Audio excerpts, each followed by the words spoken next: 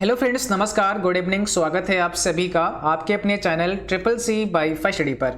आज की इस क्लास में आप सभी के लिए ट्रिपल सी का फुल पेपर यानी कि यहाँ पर 100 क्वेश्चन का एक मॉडल पेपर कराएंगे और ये सभी क्वेश्चन ट्रिपल सी एग्जाम के लिए काफ़ी इंपॉर्टेंट हैं क्योंकि इस प्रकार से बहुत सारे क्वेश्चन आपके ट्रिपल सी एग्जाम में पूछे जा रहे हैं। सो आप सभी इस क्लास को लास्ट तक जरूर देखें और आप सभी को बता दें, अगर आप ट्रिपल सी एग्जाम के लिए ऑनलाइन मॉक टेस्ट देना चाहते हैं तो आप हमारी वेबसाइट www.triplec.com पर विजिट कर सकते हैं। वहां पर आपको ढेर सारे ऑनलाइन मॉक टेस्ट हिंदी और इंग्लिश में मिल जाएंगे। चलिए शुरुआत करते हैं। आप सभी एक बार क्लास को शेयर कर दें ताकि और भी बच्चे और भी साथी इस क्लास को ज्वाइन कर सकें। ठीक है, सबसे पहला प्रश्न आपसे पूछा है, एटीएम कम डेबिट कार्ड पर मुद्रित संख्या में कितने अंक होते हैं। और ये क्वेश्चन काफी इंपॉर्टेंट है, कई बार आपके एग्जाम में पूछा भी गया है। तो आपको बताना है एटीएम डेबिट कार्ड पर मुद्रित संख्या में कितने अंक होते हैं, कितने डिजिट होते हैं। तो याद रखना यहाँ पर हो जाएगा 16 अंक होते हैं। ठीक है, आपका जो एटीएम कार्ड होता है उस पर 16 अंक होते हैं। और अगर आपसे पूछें कि एटीएम कम डेबिट कार्ड में जो सीवीवी नंबर होता है ये कितने डिजिट का होता है, सीवीवी नंबर कितने डिजिट का होता है, तब आपका सही जवाब क्या होगा। ठीक है, तो याद रखना है जो आपका सीवीवी नंबर होता है ये 3 डिजिट का होता है, 3 डिजिट का होता है। चलिए अगला क्वेश्चन बताइए, क्वेश्चन नंबर 2 और यहाँ पे पूछा है आरटीजीएस द्वारा लेन देन की न्यूनतम सीमा क्या है। RTGS means real time gross settlement द्वारा लेन देन की न्यूनतम सीमा कितनी होती है। क्वेश्चन नंबर 2 का जवाब करना है और यहाँ पे सही जवाब है ऑप्शन बी, 2 लाख। ठीक है, आरटीजीएस में लेन देन की न्यूनतम सीमा कितनी होती है, तो 2 लाख होती है। ऑप्शन आपका बी करेक्ट है। चलिए अगला क्वेश्चन बताइए, आरटीजीएस कब से प्रारंभ हुआ, है ना। तो ये भी काफी इंपॉर्टेंट है, कई बार आपसे पूछा भी गया आपके एग्जाम में, आरटीजीएस कब से आरंभ हुआ, कब से इसका प्रारंभ हुआ। ठीक है, शुरुआत कब से हुई आरटीजीएस की, तो मार्च 2004 से इसकी शुरुआत हुई। ऑप्शन हमारा फर्स्ट यहाँ पे हो जाएगा, मार्च 2004। अगला क्वेश्चन बताना है, लिब्रे ऑफिस कैल्क में सेव की गई फाइल के साथ कौन सा एक्सटेंशन जुड़ा होता है। जब आप लिब्रे ऑफिस कैल्क में कोई फाइल को सेव करते हैं तो उसके साथ में कौन सा एक्सटेंशन जुड़ा होता है। क्वेश्चन नंबर 4 का आंसर करिए, यहाँ पे कौन सा राइट आंसर होगा। तो याद रखना है यहाँ पर आपका सही जवाब ऑप्शन बी है, .ods। ठीक है, ओपन डॉक्यूमेंट स्प्रेडशीट होता है। कैल्क में जब कोई फाइल सेव करते हैं तो उसका जो फाइल एक्सटेंशन बनेगा वो .ods होगा। और अगर हम बात करें यहाँ पर ठीक है, अगर हम बात करें यहाँ पर इम्प्रेस की, तो इम्प्रेस में क्या बनेगा आपका .od और p, याद रखना है। और राइटर की अगर बात करें तो वहाँ पर .o और d, उसके बाद में t, ये याद रखना है क्योंकि ये कई बार आपसे पूछी जा सकती हैं। अगला प्रश्न क्या है, लिब्रे ऑफिस इम्प्रेस में सेव की गई फाइल के साथ कौन सा एक्सटेंशन जुड़ा होता है। ठीक है, तो यहाँ पर इम्प्रेस में पूछा है। अब इम्प्रेस में अगर कोई फाइल आप सेव करते हैं तो उसके साथ में कौन सा एक्सटेंशन जुड़ा होता है। तो अभी बताया हमने, यहाँ पे फर्स्ट ऑप्शन आपका करेक्ट हो जाएगा .odp। ठीक है, ओपन डॉक्यूमेंट प्रेजेंटेशन हो जाएगा यहाँ पे आपका करेक्ट आंसर। अगला क्वेश्चन है, लिब्रे ऑफिस राइटर में सुपर स्क्रिप्ट की शॉर्टकट की क्या होती है। सुपर स्क्रिप्ट अगर आप लगाना चाहते हैं तो इसकी शॉर्टकट की क्या होती है। जैसे आपको लिखना है x², तो x यहाँ लिखा, स्क्वायर यहाँ लिखा, ये होता है सुपर स्क्रिप्ट। मतलब जो बेस लाइन है ना, इससे ऊपर आप जब लिखेंगे तो उसको हम सुपर स्क्रिप्ट कहते हैं। और सब स्क्रिप्ट में क्या होता है, जैसे आपको लिखना है H2, तो यहाँ पे 2 लिखना है, तो ये हो गया हमारा सब स्क्रिप्ट। तो अभी हमसे पूछा है सुपर स्क्रिप्ट की शॉर्टकट की, तो याद रखना है कंट्रोल शिफ्ट और P होता है यहाँ पर सुपर स्क्रिप्ट की शॉर्टकट की। और अगर आपसे पूछें सब स्क्रिप्ट की शॉर्टकट की तो क्या हो जाएगा, कंट्रोल शिफ्ट और इसके साथ में आपका यहाँ पे B हो जाएगा P के स्थान पर, है ना। तो अगर आप कंट्रोल शिफ्ट और B इस्तेमाल करेंगे तो यहाँ पर आपका सब स्क्रिप्ट हो जाएगा। और अगर आप कंट्रोल शिफ्ट P इस्तेमाल करेंगे तब आपका सुपर स्क्रिप्ट हो जाएगा। अगला क्वेश्चन है, अब यहां भी बताना है कोर्सेरा क्या है। ठीक है, यहां पे कौन सा आपका राइट आंसर होगा क्वेश्चन नंबर 7 का। E commerce, e learning, all of these या नन ऑफ दीज, तो यहां पर हो जाएगा e learning, option number B आपका करेक्ट है। क्वेश्चन नंबर अगला पूछा है, F2 से किसी भी सेल को एडिट किया जा सकता है। F2 शॉर्टकट की जो है आपकी एक फंक्शन की है और इस F2 से आप किसी सेल को एडिट कर सकते हैं। ट्रू या फॉल्स में आपको आंसर करना है। तो क्या होगा आपका सही जवाब, बिल्कुल कर सकते हैं। F2 से हम किसी सेल को एडिट कर सकते हैं, किसी भी फाइल या फोल्डर को हम रीनेम भी कर सकते हैं। क्या कर सकते हैं, रीनेम भी कर सकते हैं। ओके, अगला क्वेश्चन है, कैल्क में जब नंबर टाइप करते हैं सेल के अंदर तो डिफॉल्ट अलाइनमेंट होता है। जब आप अपने कैल्क प्रोग्राम के अंदर कोई नंबर टाइप करते हैं तो उसका जो डिफॉल्ट अलाइनमेंट होता है उस नंबर का वो क्या होता है? लेफ्ट में होता है, राइट में होता है, सेंटर में होता है, जस्टिफाई यहाँ पे कौन सा हो जाएगा आपका राइट आंसर? ठीक है, LEFT, सॉरी। चलिए, तो यहाँ पे करेक्ट आंसर आपको करना है, कौन सा आपका राइट आंसर होगा, तब वो राइट अलाइन हो जाएगा। अगर आप किसी सेल में कोई भी नंबर टाइप करेंगे तो वो राइट अलाइन हो जाएगा उस सेल में, ठीक है। और अगर कोई आप अल्फाबेट टाइप करते हैं तो वो आपका लेफ्ट में अलाइन हो जाएगा, ठीक है, याद रखना है। चलिए, अगला क्वेश्चन है, कौन सा प्रोटोकॉल फाइल भेजने के लिए प्रयोग किया जाता है? कौन सा प्रोटोकॉल फाइल भेजने के लिए प्रयोग किया जाता है? HTTP, FTP, SMTP या TCP?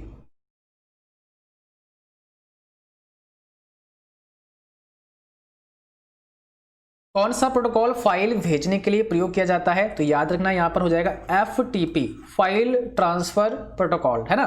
फाइल ट्रांसफर प्रोटोकॉल होता है जो कि फाइल भेजने के लिए इस्तेमाल होता है। अगला प्रश्न क्या है, उमंग ऐप भारत में कितनी भाषाओं में उपलब्ध है? कितनी भाषाओं में उपलब्ध है उमंग ऐप?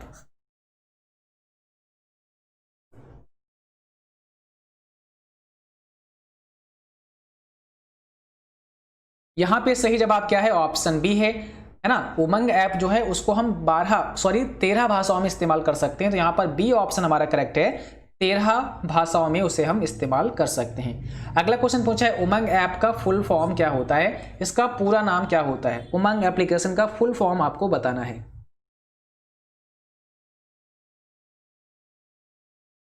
तो यहाँ पर सही जवाब है unified mobile application for new age governance, और ये कई बार आपके एग्जाम में पूछा गया है।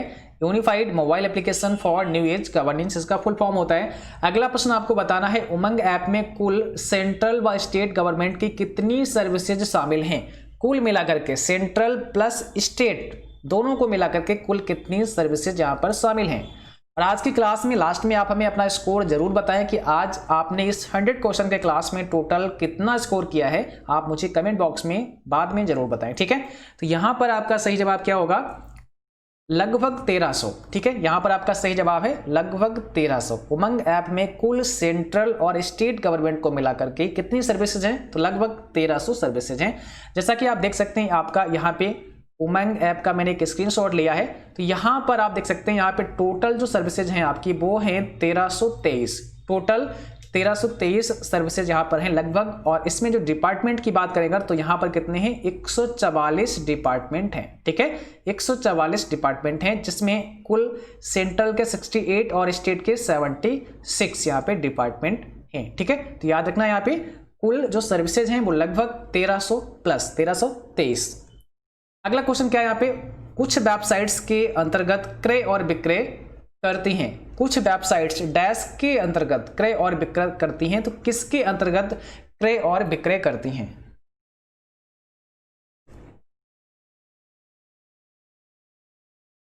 तो क्रय और विक्रय किसके अंतर्गत करेंगी? ई कॉमर्स साइट होती है ना, ई कॉमर्स साइट होती है आपकी, ठीक है। तो ऑप्शन सी आपका यहाँ पे हो जाएगा। अगला क्वेश्चन, गूगल उदाहरण है, किसका एग्जाम्पल है? गूगल सर्च इंजन का है, सोशल नेटवर्क का है, एंटरटेनमेंट का है, या फिर नन ऑफ दीज? तो गूगल किसका एग्जाम्पल है? सबको पता है गूगल एक सर्च इंजन है ना, और ये सबसे पॉपुलर सर्च इंजन है हमारा गूगल। तो ऑप्शन हमारा फर्स्ट हो जाएगा यहाँ पे। अगला प्रश्न पूछा है, कैल्क प्रोग्राम में अधिकतम वर्क सीटों की संख्या कितनी होती है? कैल्क में अगर हम पूछें कि मैक्सिमम कितनी वर्क सीटें होती हैं तो आपका आंसर क्या होगा? बताइए, मैक्सिमम वर्क सीटों की संख्या कैल्क प्रोग्राम में कितनी होती है? तो सही जवाब है ऑप्शन फर्स्ट, यहाँ पे 10,000। मैक्सिमम जो वर्क सीटें होती हैं वो 10,000 होती हैं आपके कैल्क प्रोग्राम में। और अगर बाय डिफॉल्ट की बात करें तो बाय डिफॉल्ट आपको केवल एक वर्क सीट मिलती है, केवल एक वर्क सीट मिलती है आपको बाय डिफॉल्ट, ठीक है। अगला क्वेश्चन है, सार्वजनिक अस्पतालों के लिए ऑनलाइन पंजीकरण प्रणाली ORS कब शुरू की गई? क्वेश्चन नंबर 17 का आपको जवाब करना है, और यहां पे आपका करेक्ट आंसर हो जाएगा ऑप्शन पहला, 2014 में। अगला क्वेश्चन है, इंडिया में कितने पासपोर्ट सेवा केंद्र हैं? इंडिया में कितने पासपोर्ट सेवा केंद्र हैं? आप सभी एक बार क्लास को भाई शेयर कर देना अगर अभी तक आपने शेयर नहीं किया है, और जिन बच्चों ने क्लास को लाइक नहीं किया है सभी साथी लाइक कर देना। जो भी साथी चैनल पर नए हैं आप सभी चैनल को सब्सक्राइब करके बेल आइकन भी ऑन कर लेना ताकि नोटिफिकेशन भी आपको मिलता रहे। ठीक है, तो यहाँ पर सही जवाब ऑप्शन बी हो जाएगा 543। अगला क्वेश्चन पूछा है व्हाट्सएप प्रकार है किसका है? सोशल साइट का है, ई कॉमर्स का है, इंस्टेंट मैसेजिंग का है या ऑल ऑफ दीज? तो इसमें से व्हाट्सएप किसका एक प्रकार है? तो यहां पर आपका सी ऑप्शन है, इंस्टेंट मैसेजिंग का एग्जाम्पल है। व्हाट्सएप आपका किसका है? इंस्टेंट मैसेजिंग का एग्जाम्पल है। अगला प्रश्न आपको बताना है OLX किस प्रकार की साइट है? OLX किस प्रकार की साइट है? और आपको बता दें कि आज जो एग्जाम हुआ है उनके क्वेश्चन हमारे पास कुछ लेट आ पाए हैं। ठीक है, तो अभी हम उस पर काम कर रहे हैं और जो भी आज क्वेश्चन हमारे पास आए हैं उनको हम अगली क्लास में जरूर आप तक शेयर करेंगे कि इसमें आज की क्लास में आज का जो एग्जाम हुआ है उसमें किस प्रकार से क्वेश्चन आए हैं उनको हम डिस्कस करेंगे अगली क्लास में। ठीक है, तो यहाँ पर है OLX किस प्रकार की साइट है, आपको बताना है कौन सा यहाँ पे राइट आंसर हो जाएगा। OLX आपका यहाँ पे हो जाएगा C2C के अंतर्गत। फिर यहाँ पे क्या हो जाएगा? कस्टमर टू कस्टमर हो जाएगा। ऑप्शन नंबर बी हमारा करेक्ट हो जाएगा। OLX हो गया आपका, क्विकर हो गया, ये सब क्या है? C2C के अंतर्गत आती हैं। अगला प्रश्न है DES का फुल फॉर्म, ये काफी इंपॉर्टेंट है DES, और इसका बताना है आपको पूरा नाम क्या होता है, फुल फॉर्म क्या होता है। तो यहाँ पे हो जाएगा आपका डाटा इनक्रिप्शन स्टैंडर्ड। ऑप्शन हमारा बी करेक्ट हो जाएगा, data encryption standard. Next question पूछा है IPv6 कितने बिट्स का होता है? ठीक है, अब यहाँ पे बताना है IPv6 कितने बिट्स का होता है। इससे पहले की क्लास में बताया था हमने IPv4 कितने बिट का होता है, तो अब बताना है आपको IPv6 कितने बिट्स का होता है। चलिए जल्दी से आप लोग जवाब भेजिए यहाँ पे कौन सा राइट आंसर है आपका, और यहाँ पे जो करेक्ट जवाब है ऑप्शन पहला है 128 बिट्स का होता है। ठीक है, तो ऑप्शन फर्स्ट यहाँ पे करेक्ट हो जाएगा।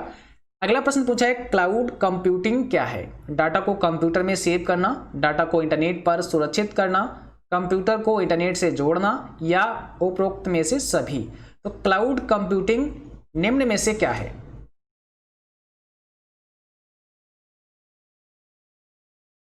क्लाउड कंप्यूटिंग क्या है? डाटा को इंटरनेट पर सुरक्षित करना। ठीक है, कहां? डाटा को इंटरनेट पर सुरक्षित करना ही क्लाउड कंप्यूटिंग कहलाता है। ऑप्शन बी हमारा यहाँ पे करेक्ट होगा। अगला प्रश्न पूछा है ट्विटर क्या है? ब्लॉगिंग, प्रोग्रामिंग, माइक्रो ब्लॉगिंग या ऑल ऑफ दीज? तो सही जवाब है ऑप्शन सी, यहाँ पे हो जाएगा माइक्रो ब्लॉगिंग। ओके, और अगला क्वेश्चन पूछा है निम्न में से किस व्यक्ति को व्यक्तिगत ब्लॉगिंग का संस्थापक या पिता कहा जाता है? किस व्यक्ति को व्यक्तिगत ब्लॉगिंग का संस्थापक या फिर पिता कहा जाता है?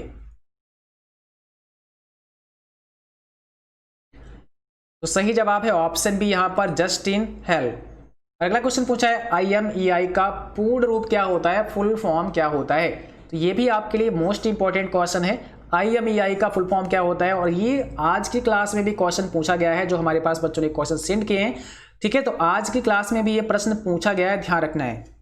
चलिए जो भी प्रश्न पूछे हैं आज की क्लास में वो हम आगे डिस्कस करेंगे। ठीक है, तो यहाँ पे कौन सा आपका राइट आंसर हो जाएगा? यहाँ पर हो जाएगा option B, international mobile equipment identity होता है IMEI का पूरा नाम, फुल फॉर्म। अगला प्रश्न पूछा है मैक एड्रेस का पूर्ण नाम क्या है? मैक एड्रेस का फुल फॉर्म क्या होता है? चलिए मैक एड्रेस का फुल फॉर्म क्या होता है जल्दी से आप लोग बताइए यहाँ पे कौन सा करेक्ट आंसर होगा 27 का।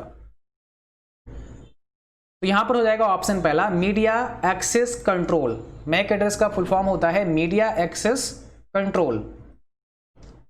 अगला प्रश्न पूछा है TCP/IP मॉडल में कितनी परतें होती हैं, कितनी लेयर होती हैं? TCP/IP मॉडल में कितनी लेयर होती हैं?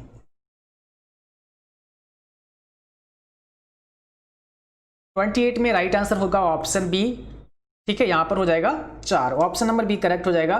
पहला सर्च इंजन था, इसमें से कौन सा फर्स्ट सर्च इंजन था? पहला सर्च इंजन कौन सा था बताइए, पहला सर्च इंजन कौन सा था? तो यहां पर हो जाएगा ऑप्शन नंबर डी, आर्ची।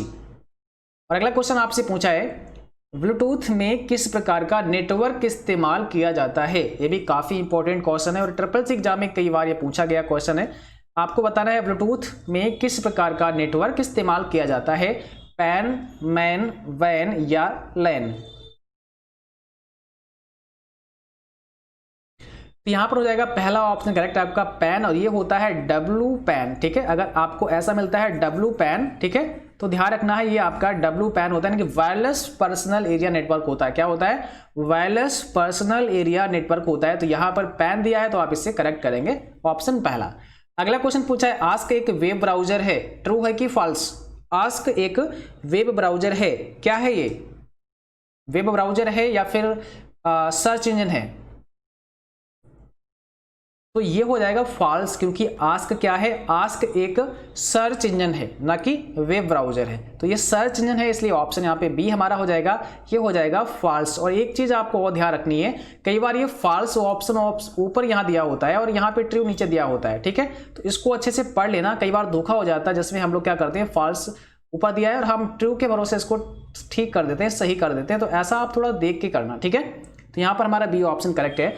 अगला प्रश्न आ गया है इक्वल राउंड, अब ब्रैकेट में यहाँ पे 246.346 मतलब 246.346, 2 इसका रिजल्ट बताना है, इसका परिणाम कितना होगा।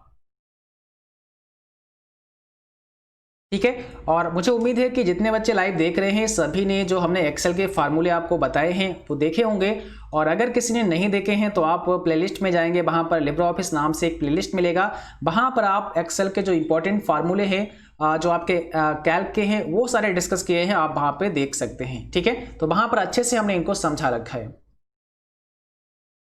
यहां पर सही जवाब हमारा क्या हो जाएगा? ऑप्शन बी हो जाएगा। ठीक है, 246.35 इसका राइट आंसर होगा। देखिए यहां पर होता क्या, थोड़ा सा समझ लीजिए। यहां पे दिया है राउंड, उसके बाद में 246.346 दिया है, कामा 2 दिया है। इस कामा 2 का मतलब पहले समझो कि ये 2 क्यों दिया गया है। ये 2 का मतलब ये है कि हमें जो डेसिमल वैल्यू है वो 2 रखनी है, मतलब कि 246 के बाद ये दशमलव जो लगा हुआ है इसके बाद हमें केवल 2 अंक चाहिए, जबकि यहाँ पर कितने हैं? 3 अंक दिए हैं। तो हमें तीसरा जो 6 लिखा ना, ये नहीं चाहिए, लेकिन हमें इसको रिमूव करना पड़ेगा एक रूल के हिसाब से, एक नियम के हिसाब से। तो नियम क्या होता है कि जो संख्या आप यहां से रिमूव कर रहे हैं, जो हटा रहे हैं ना, अगर वो संख्या 5 या 5 से ज्यादा है, 5 है या 5 से बड़ी है, तो यहां पर जो संख्या शेष बचेगी, जो आपके डेसिमल प्लेस 2 होंगे, उसमें आप यहां करेंगे 1 ऐड कर देंगे, 1 जोड़ देंगे। और अगर ये संख्या जो रिमूव हो रही है वो 5 से कम है, तो फिर आप सिंपली जो आपके 2 डिजिट हैं उनको लिख लेंगे, कोई भी आपको बढ़ाने की आवश्यकता नहीं होगी। तो आपने देखा यहाँ पर जो 3, 4, 6 दिए हैं, इसमें 6 तो यहाँ से रिमूव हो रहा है। हमें इस 2 के चक्कर में क्या करना है, सिर्फ हमें यहाँ पे 2 अंक रखने हैं, क्योंकि ये 2 ये बता रहा है कि डेसिमल के बाद 2 आपको रखने हैं अंक। तो हम यहाँ पे 3 रख लेते हैं। उसके बाद 4 रखने से पहले ये देखेंगे एक बार कि क्या जो संख्या यहाँ से रिमूव हो रही है वो 5 है या 5 से ज़्यादा है। तो यहाँ तो 6 है, इसका मतलब 5 से ज़्यादा है। और जब ज़्यादा है तो हम यहाँ क्या करेंगे, 3 के बाद जो 4 लिखे ना, यहाँ पे 1 बढ़ा देंगे, तो ये हो जाएगा 5। ओके, तो यहाँ पे हो गया 246.35, तो इसलिए हमारा ऑप्शन बी करेक्ट हो जाएगा। वहां पर अगर आप देखेंगे तो ये सारे फार्मूले हमने विद प्रैक्टिकल आपको समझा रखे हैं, आप देखेंगे तो समझ में आ जाएगा। अगला क्वेश्चन आ गया है उमंग ऐप किस मिनिस्ट्री से लॉन्च किया गया, यानी कि उमंग एप्लीकेशन किस मिनिस्ट्री के द्वारा ये लॉन्च किया गया। तो यहां पर हो जाएगा option C, electronic and IT मंत्रालय के द्वारा। ठीक है, अगला प्रश्न है एसएमटीपी का उपयोग किया जाता है, मेल भेजने के लिए होता है, मेल डाउनलोड करने के लिए होता है, एक्सेस समय के लिए होता है, या इसमें से कोई नहीं। तो एसएमटीपी का इस्तेमाल किस लिए होता है? कौन सा सही जवाब है? पहला हो जाएगा, मेल भेजने के लिए इसका इस्तेमाल करते हैं। अगला क्वेश्चन है UIDAI किससे जुड़ा हुआ है, या फिर ऐसा भी हो सकता है कि UIDAI किससे संबंधित है, तो इस प्रकार से भी आ सकता है। तो सिंपल बात है, ये हमारे आधार कार्ड से संबंधित है ना, UIDAI आधार कार्ड से संबंधित है। अगला प्रश्न बताना है FSF का फुल फॉर्म क्या होता है, बताइए। FSF का फुल फॉर्म क्या होता है, पूरा नाम क्या होता है? तो यहां पर हो जाएगा option number B, free software foundation.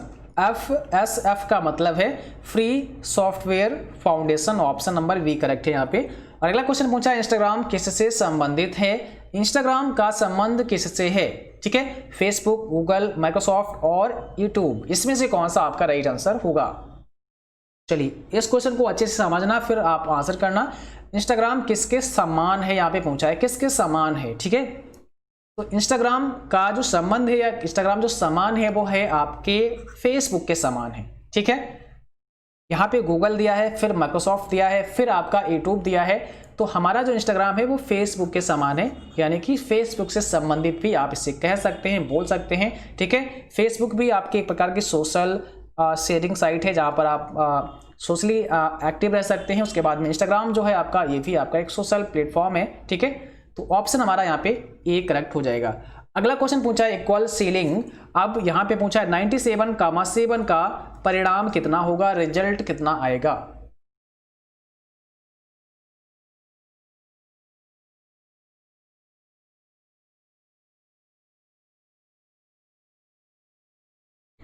तो यहाँ पर ऑप्शन हमारा बी करेक्ट हो जाएगा। देखिए सीलिंग क्या करेगा, सीलिंग में क्या होता है, जो पहली वैल्यू यहाँ पे दी है, यहाँ पे दी है 97,7, ठीक है। क्या होगा, ये जो आपका सीलिंग फार्मूला है काम कैसे करता है, तो सीलिंग में क्या होता है, जो 97 यहाँ पे दिया गया है, इस 97 से मुझे क्या करना है, ऊपर की तरफ चलना है, ठीक है। और ऊपर की तरफ वो संख्या मुझे ढूंढनी पड़ेगी जो कि 7 से पूरी तरह से डिवाइड हो जाए, विभाजित हो जाए, ठीक है। तो 97 के बाद में कौन सा आता है, 98 आता है, और ये 98 हमारा 7 से पूरी तरह से विभाजित हो सकता है ना। तो इसलिए हमारा जवाब वही होगा जो कि इस संख्या से जो यहां पर दी है ना ब्रैकेट में, ठीक है, यहाँ पे 7 दिया है, तो 7 से पूरी तरह से विभाजित हो जाए तो वो संख्या है 98 और ये 97 के बाद आता है, तो ऑप्शन हमारा बी हो जाएगा। सीलिंग में ऊपर देखेंगे और ऐसे ही फ्लोर फार्मूला होता है, सेम कंडीशन होती है, बट फ्लोर में क्या होता है, फ्लोर में हम जो ये हमारी वैल्यू दी होती है, फर्स्ट वैल्यू होती है, इसमें हम नीचे की तरफ चलते हैं, नीचे की तरफ चलते हैं और वो संख्या ढूंढते हैं जो कि ये 7 या यहाँ पे जो भी संख्या दी है इससे पूरी तरह से विभाजित हो जाए, तो ऑप्शन नंबर यहाँ पे बी करेक्ट होगा। अगला प्रश्न बताइए, एसएमटीपी किससे संबंधित है। एसएमटीपी का संबंध किससे है, एसएमटीपी का संबंध किससे है, ईमेल से है, सिंपल मेल ट्रांसफर प्रोटोकॉल, इसका संबंध है ईमेल से। अगला क्वेश्चन है, बिल्डिंग या कैंपस में यूज करने वाला नेटवर्क कौन सा होता है, बिल्डिंग या कैंपस में इस्तेमाल करने वाला नेटवर्क कौन सा होता है। तो यहां पर हो जाएगा ऑप्शन नंबर सी, लैन यानी कि लोकल एरिया नेटवर्क। अगला क्वेश्चन बताना है, आईओटी में टी का क्या मतलब होता है। आईओटी में टी का फुल फॉर्म आपसे पूछा है, टी का मतलब क्या होता है। तो आईओटी में टी का मतलब होता है थिंग, इसका मतलब होता है internet of things, option number यहाँ पे सी हो जाएगा। और अगला क्वेश्चन पूछा है, इंस्टाग्राम पर कितनी देर का वीडियो रिकॉर्ड करके अपलोड किया जा सकता है। तो सही जवाब होगा ऑप्शन पहला 60 सेकेंड का। और अगला क्वेश्चन पूछा है, पीआरए का पूरा नाम क्या होता है। पीआरए का फुल फॉर्म आपको बताना है, यहाँ पे सही जवाब कौन सा हो जाएगा। इसका फुल फॉर्म होता है primary rate access, option number C correct हो जाएगा, प्राइमरी रेट एक्सेस। अगला क्वेश्चन पूछा है, लिब्रे ऑफिस राइटर में कस्टम पेज स्टाइल बना सकते हैं क्या। लिब्रे ऑफिस राइटर प्रोग्राम में कस्टम पेज स्टाइल बना सकते हैं, ट्रू है या फॉल्स है।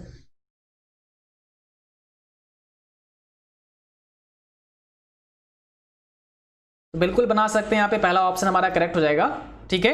और अगला क्वेश्चन पूछा है, ई कॉमर्स का प्रयोग व्यवसाय के लिए किया जाता है। ई कॉमर्स का प्रयोग व्यवसाय के लिए होता है, ट्रू है या फॉल्स है।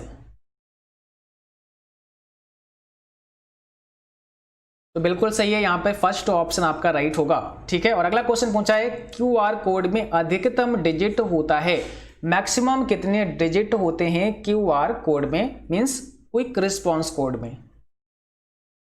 क्यूआर कोड का मतलब होता है क्विक रिस्पॉन्स, मैक्सिमम डिजिट पूछे हैं कितने होते हैं, तो याद रखना है यहाँ पर हो जाएगा ऑप्शन फर्स्ट आपका 7089, ठीक है, 7089 याद रखना है, ऑप्शन पहला हो जाएगा। अगला प्रश्न पूछा है, लिब्रे ऑफिस में वर्ड प्रोसेसर सॉफ्टवेयर का नाम है, ठीक है। लिब्रे ऑफिस में जो वर्ड प्रोसेसर सॉफ्टवेयर है उसका नाम क्या होता है, उसका नाम पूछा गया आपसे। कैल्क होता है, इंप्रेस होता है, राइटर होता है, या इसमें से कोई नहीं, या सभी, ऑल ऑफ दीज। सिंपल सी बात है, आपको बता रखा है जो वर्ड प्रोसेसर होता है, वर्ड प्रोसेसर सॉफ्टवेयर कौन सा होता है, राइटर होता है ना। और इम्प्रेस क्या होता है इसको भी समझ लो आप। इम्प्रेस क्या होता है, प्रेजेंटेशन होता है। कैल्क क्या होता है, कैल्क आपका स्प्रेडशीट होता है। सो यहाँ पर आपका करेक्ट आंसर क्या हो जाएगा, ऑप्शन नंबर सी हो जाएगा। ठीक है, याद रखना यहाँ पर आपका ऑप्शन नंबर सी करेक्ट हो जाएगा। अगला प्रश्न बताइए, डिलीट मेल को आप पुनः प्राप्त कर सकते हैं। डिलीट किया हुआ मेल आप पुनः कहां से प्राप्त कर सकते हैं, trash folder, spam folder, outbox folder या नन ऑफ दीज। 48 का सही जवाब करना है कमेंट बॉक्स में। राइट आंसर आपका क्या होगा। डिलीट मेल को आप पुनः प्राप्त कर सकते हैं, तो डिलीट मेल को आप ट्रैश फोल्डर से पुनः प्राप्त कर सकते हैं। कहां से, ट्रैश फोल्डर से, याद रखना है, ट्रैश फोल्डर से उसको प्राप्त कर सकते हैं। अगला क्वेश्चन क्या है, फेसबुक पर एक बार कितनी फोटो अपलोड कर सकते हैं, एक बार में कितनी फोटो अपलोड कर सकते हैं फेसबुक पर।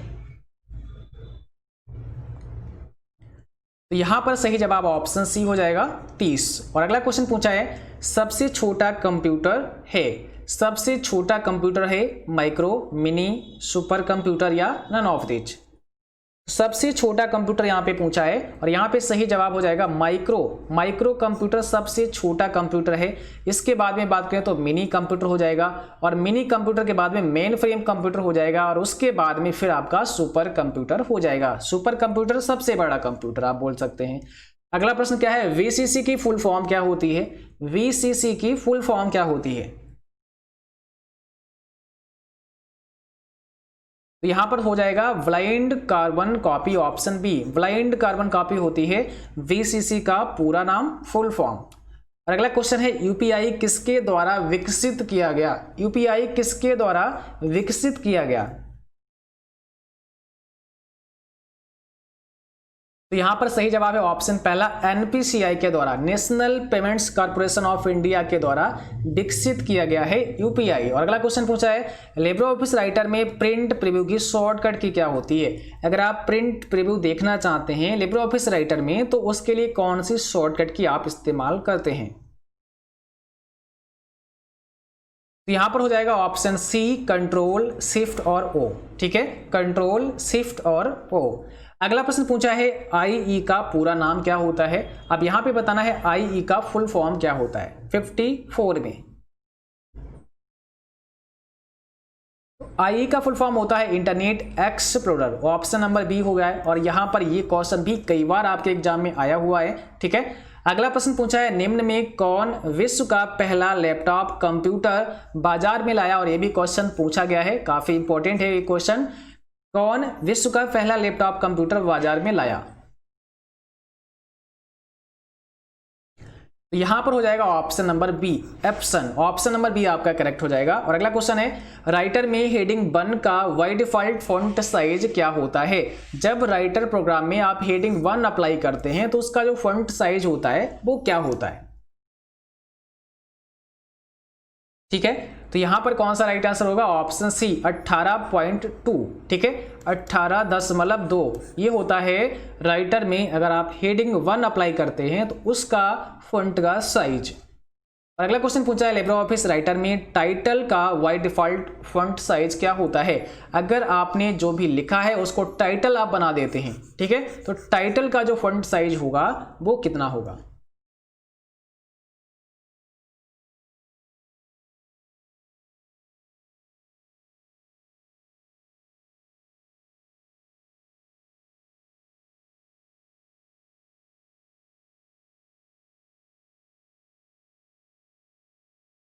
तो यहां पर सही जवाब ऑप्शन सी हो जाएगा 28। टाइटल का ध्यान रखना है, 28 फॉन्ट साइज होता है बाय डिफॉल्ट। और अगला क्वेश्चन है, लिब्रे ऑफिस में टेबल इंसर्ट करने के लिए कौन सी शॉर्टकट की इस्तेमाल करते हैं।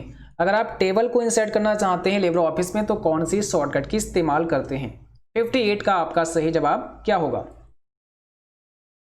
याद रखना है, टेबल इंसर्ट करने की शॉर्टकट की होती है कंट्रोल F12। ऑप्शन यहाँ पे बी हो जाएगा, कंट्रोल F12। अगला प्रश्न है, लिब्रे ऑफिस राइटर में बुलेट पॉइंट इंसर्ट करने की शॉर्टकट की क्या होती है। अगर आप बुलेट पॉइंट इंसर्ट करना चाहते हैं तो उसके लिए कौन सी शॉर्टकट की इस्तेमाल करते हैं। तो अगर हमें बुलेट पॉइंट इंसर्ट करने हैं तो हम उसके लिए शिफ्ट के साथ में F12 प्रेस करेंगे। शिफ्ट और F12 बुलेट पॉइंट क्या होते हैं ना, जैसे आपने कहा कोई लिस्ट बनाते हैं तो इस प्रकार से पॉइंट होते हैं, तो ये होते हैं बुलेट पॉइंट। इसके लिए हम शिफ्ट F12 इस्तेमाल करते हैं। अगला प्रश्न है राइटर में नंबर लिस्ट इंसर्ट करने की शॉर्टकट की क्या होती है। अगर आप नंबर लिस्ट ऐसे करना चाहते हैं 1 2 3 4 5 ऐसे, ये नंबर लिस्ट होती है, तो इसके लिए कौन सी शॉर्टकट की आप इस्तेमाल करेंगे। ऑप्शन नंबर फिर डी हो जाएगा F12, ठीक है। इसके लिए हम F12 इस्तेमाल करेंगे। अगला प्रश्न है राइटर में क्लियर फॉर्मेटिंग की शॉर्टकट की क्या होती है। क्लियर फॉर्मेटिंग की शॉर्टकट की राइटर प्रोग्राम में क्या होती है।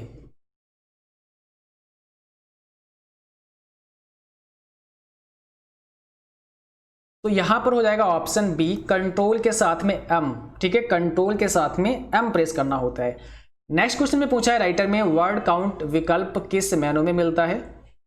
राइटर में वर्ड काउंट विकल्प कौन से मेनू में होता है, ठीक है।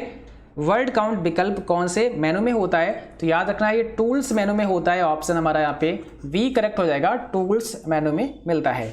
अगला क्वेश्चन है राइटर में साइड बार को हाइड व अनहाइड करने की शॉर्टकट की क्या होती है। जो राइटर में साइड बार होती है उसको अगर आप हाइड करना चाहते हैं, अनहाइड करना चाहते हैं, तो कौन सी शॉर्टकट की इस्तेमाल करते हैं। तो यहां पर हो जाएगा ऑप्शन पहला कंट्रोल F5, उसके लिए हम कंट्रोल F5 का इस्तेमाल करते हैं। और अगला क्वेश्चन पूछा है राइटर में बुलेट्स एंड नंबरिंग विकल्प किस मेनू में मिलता है। बुलेट्स एंड नंबरिंग विकल्प आपको कौन से मेनू में मिलता है। 64 का जवाब बताइए क्या हो जाएगा।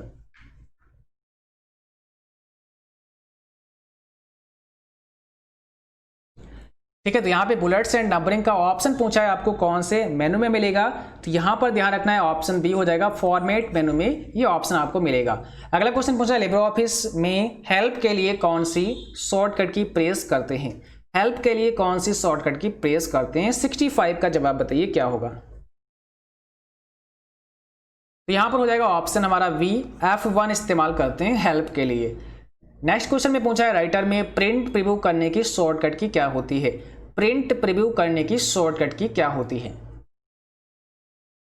सभी के सभी क्वेश्चन मोस्ट इंपॉर्टेंट है। आज की क्लास में 100 क्वेश्चन थे और ये 100 के 100 आपके लिए बहुत इंपॉर्टेंट हैं, ठीक है। जो बच्चे लेट जुड़े हैं क्लास से, आप सभी क्लास को स्टार्टिंग से जरूर देखना दोबारा से, क्योंकि पूरी क्लास आपके लिए बहुत इंपॉर्टेंट है। चलिए, तो यहाँ पे ऑप्शन बी कंट्रोल शिफ्ट और ओ होती है शॉर्टकट की प्रिंट प्रीव्यू के लिए। अगला प्रश्न है राइटर में न्यू टेम्पलेट ओपन करने की शॉर्टकट की। अगर आप एक नया टेम्पलेट ओपन करना चाहते हैं तो उसके लिए कौन सी शॉर्टकट की इस्तेमाल करेंगे।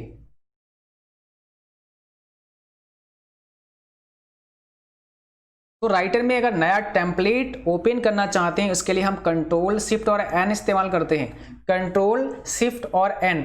अगर आप राइटर में एक नया डॉक्यूमेंट क्रिएट करना चाहते हैं तो कंट्रोल एन प्रेस करते हैं। आप फाइल पे जाकर के भी आप वहां से न्यू डॉक्यूमेंट ले सकते हैं, कंट्रोल एन यूज कर सकते हैं। लेकिन अगर आपसे पूछें कि नया टेम्पलेट ओपन करना है तो कंट्रोल शिफ्ट एन का इस्तेमाल कर सकते हैं, या फाइल पर जाकर के भी आप नया टेम्पलेट ओपन कर सकते हैं। अगला प्रश्न क्या है राइटर में हेडिंग 1 स्टाइल लगाने के लिए किस शॉर्टकट की का इस्तेमाल करते हैं। अगर आप चाहते हैं कि हेडिंग 1 अप्लाई करें और एक शॉर्टकट की इस्तेमाल करें तो कौन सी शॉर्टकट की इस्तेमाल करेंगे हेडिंग 1 अप्लाई करने के लिए।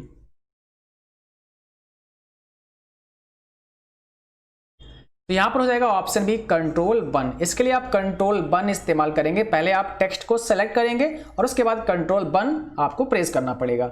अगला प्रश्न है राइटर में ऑटोमेटिक स्पेलिंग चेक करने के लिए किस शॉर्टकट की का इस्तेमाल होता है। ऑटो स्पेलिंग चेक करने के लिए कौन सी शॉर्टकट की इस्तेमाल करते हैं।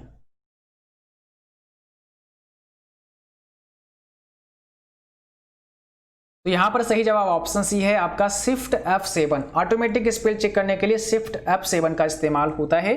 अगला प्रश्न है राइटर में अधिकतम जूम साइज कितना होता है। मैक्सिमम जूम साइज आप राइटर प्रोग्राम में कितना कर सकते हैं। ठीक है, चलिए क्वेश्चन नंबर आपको बताना है 70 का करेक्ट आंसर। तो राइटर प्रोग्राम में मैक्सिमम जूम, अधिकतम जूम हम कितना कर सकते हैं, 600% कर सकते हैं। मैक्सिमम की बात हो रही है यहाँ पे, 600% कर सकते हैं। और अगर आपसे पूछे कि मिनिमम बताइए, कम से कम हम राइटर में कितना जूम कम कर सकते हैं, तो देखो यहाँ पर मिनिमम की बात करें तो 20% हो जाएगा, 20% तक आप इसको मिनिमम कर सकते हैं, और मैक्सिमम जो है वो आपका 600% है। अगला प्रश्न है, राइटर में हाइपरलिंक इंसर्ट करने की शॉर्टकट की क्या होती है। अगर आप हाइपरलिंक इंसर्ट करना चाहते हैं लिब्रे ऑफिस आपका जो राइटर प्रोग्राम है, ठीक है, उसमें उसके लिए क्या शॉर्टकट की आप इस्तेमाल करते हैं। तो कंट्रोल के से हम हाइपरलिंक इंसर्ट करते हैं, ध्यान रखना है, कंट्रोल के। अगला प्रश्न है, राइटर में सेव एज करने की शॉर्टकट की क्या होती है। ठीक है, देखिए आपका जो MS वर्ड है उससे कुछ शॉर्टकट की यहाँ पे अलग है, विन है। ठीक है, तो यहाँ पे पूछा है सेव एज करने की शॉर्टकट की क्या होती है, कंट्रोल शिफ्ट एस हो जाएगा, यहाँ पर ऑप्शन नंबर बी हो जाएगा, कंट्रोल शिफ्ट और एस। अगला प्रश्न है, राइटर में फार्मूला बार ओपन करने के लिए शॉर्टकट की डैश प्रेस करते हैं। अगर आप चाहते हैं राइटर प्रोग्राम में फार्मूला बार ओपन हो जाए तो इस फार्मूला बार को ओपन करने के लिए हमें कौन सी शॉर्टकट की प्रेस करनी पड़ेगी। तो यहां पर हो जाएगा सी, ऑप्शन F2 का इस्तेमाल करेंगे फार्मूला बार को ओपन करने के लिए राइटर प्रोग्राम में। ठीक है, अगला प्रश्न क्या है, राइटर में चार्ट इंसर्ट करने के लिए किस मेनू का चुनाव करेंगे। कौन से मेनू से आप चार्ट को इंसर्ट कर सकते हैं अपने राइटर प्रोग्राम में।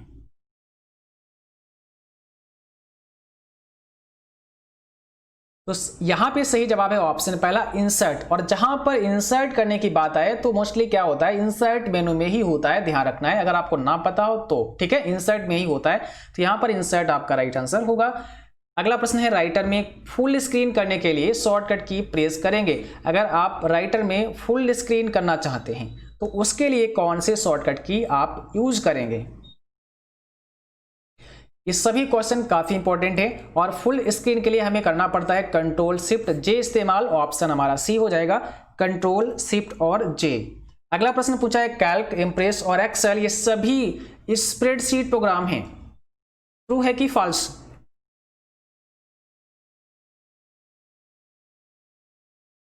तो यहां पर हो जाएगा ऑप्शन बी, ये हो जाएगा फॉल्स। और अगला क्वेश्चन पूछा है, कैल्क स्प्रेडशीट में इक्वल मोड, अब यहां पे देखो ब्रैकेट में दिया है 14,15, इसका मान पूछा है, इसकी वैल्यू कितनी होगी, इसका आंसर कितना मिलेगा। अगर आप ये फॉर्मूला इस्तेमाल करते हैं इक्वल मोड ब्रैकेट में 14,15, इसका मान कितना होगा।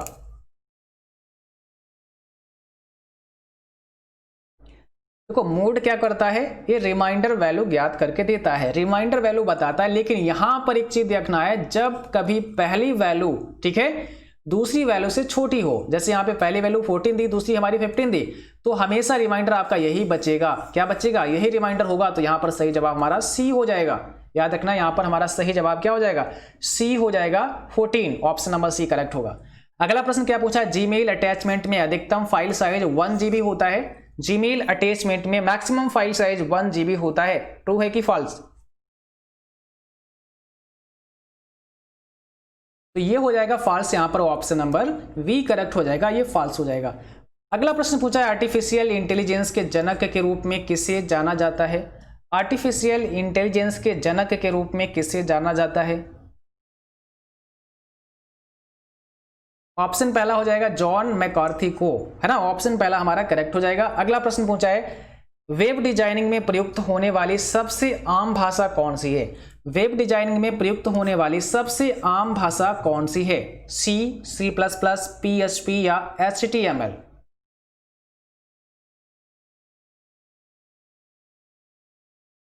बताइए। तो यहां पर हो जाएगा हमारा D option, HTML hyper text markup language, option number D correct होगा।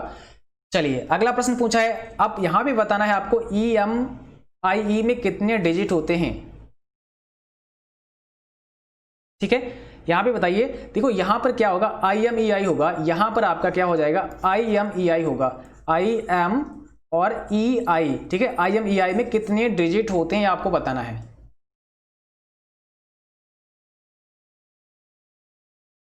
ऑप्शन हमारा पहला हो जाएगा 15 डिजिट होते हैं। ठीक है, 15 डिजिट होते हैं, ध्यान रखना है, ऑप्शन हमारा यहाँ पे फर्स्ट करेक्ट हो जाएगा। अगला प्रश्न पूछा है, कंट्रोल F7 का इस्तेमाल ठीक है, कंट्रोल F7 का इस्तेमाल करंट सेल में कंटेंट टेक्स्ट में थिसारस को ओपन करने के लिए किया जाता है। कंट्रोल F7, क्या ये ट्रू है या फिर फॉल्स है? तो ये हो जाएगा ट्रू, आपका पहला ऑप्शन करेक्ट होगा। अगला क्वेश्चन पूछा है कैल्क के एक वर्कशीट में अधिकतम सेल कितने होते हैं?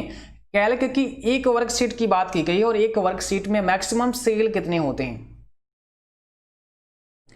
तो आपको ये नंबर याद रखना, यहां पर हो जाएगा आपका, ठीक है। देखो यहाँ पे 10, 73, 74, 18, 24 से नंबर याद कर लेना, इतने आपके सेल होते हैं एक वर्कशीट में आपके कैल्क की, ठीक है। और ऐसी कितनी वर्कशीटें होती हैं? तो ऐसी 10,000 वर्कशीटें होती हैं आपके कैल्क प्रोग्राम के अंदर, ध्यान रखना है। अगला प्रश्न पूछा है वेबसाइट का प्रथम पेज माना जाता है। वेबसाइट का जो फर्स्ट पेज होता है ना, पहला पेज होता है, जब आप किसी साइट पे जाते हैं तो उसका जो पहला पेज मिलता है उस पहले पेज को क्या कहते हैं?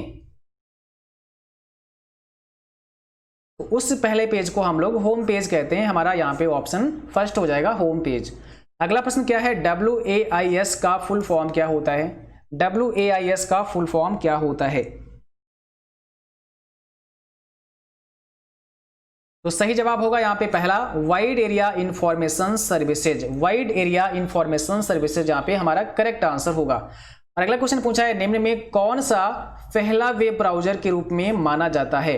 निम्न में कौन सा पहला वेब ब्राउजर के रूप में माना जाता है?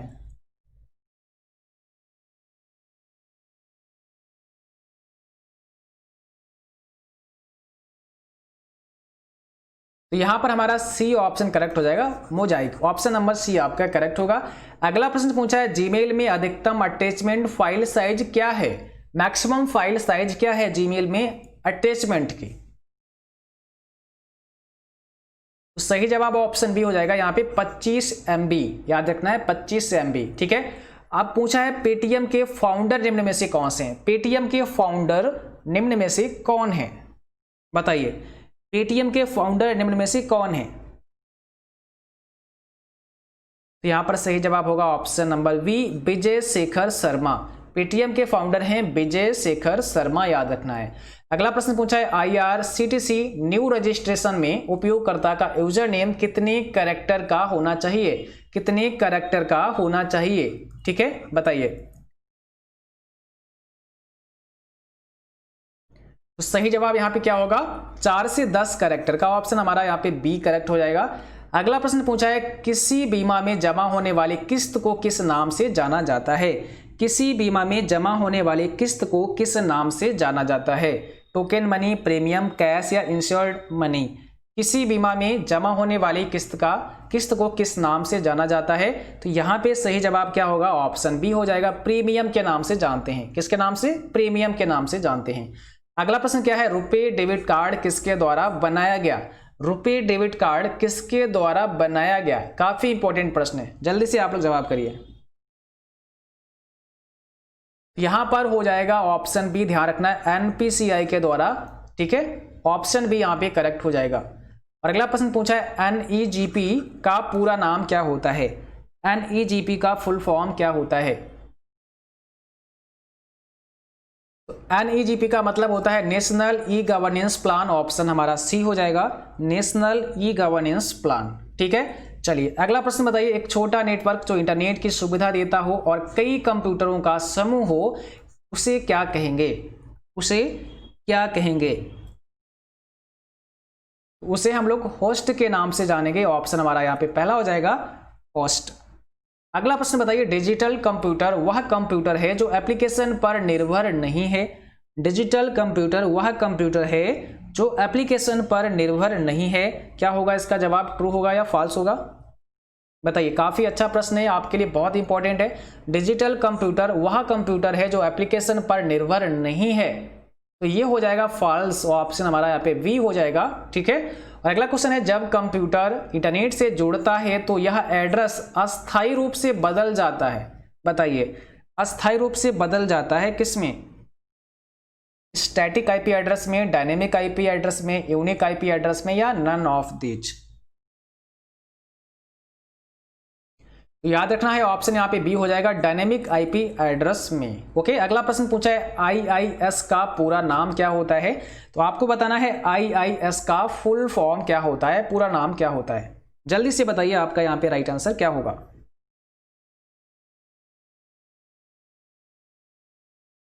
ऑप्शन बी हो जाएगा इंटरनेट इंफॉर्मेशन सर्वर। क्या हो जाएगा? इंटरनेट इंफॉर्मेशन सर्वर हो जाएगा IIS का फुल फॉर्म। अगला प्रश्न है DNS के द्वारा IP एड्रेस व डोमेन नाम को जोड़ा जाता है। DNS यानी कि डोमेन नेम सिस्टम के द्वारा IP एड्रेस व डोमेन नेम को जोड़ा जाता है। क्या ये सही है?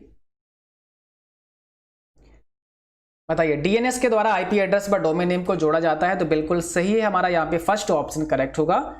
और अगला क्वेश्चन आपसे पूछा है पेटीएम के फाउंडर निम्न में से कौन है? सॉरी, ये क्वेश्चन अभी आ चुका है लेकिन दोबारा से रिपीट हो गया। खैर कोई बात नहीं, यहाँ पर आपको पता है पेटीएम के फाउंडर कौन है, तो विजय शेखर शर्मा है। ऑप्शन हमारा यहाँ पे बी हो जाएगा, विजय शेखर शर्मा।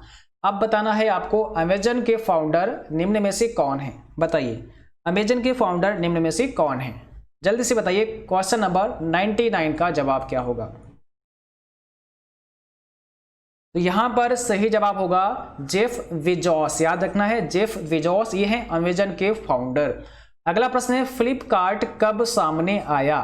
फ्लिपकार्ट कब सामने आया मींस फ्लिपकार्ट कब स्टार्ट हुआ, ये पूछा आपसे जा रहा है।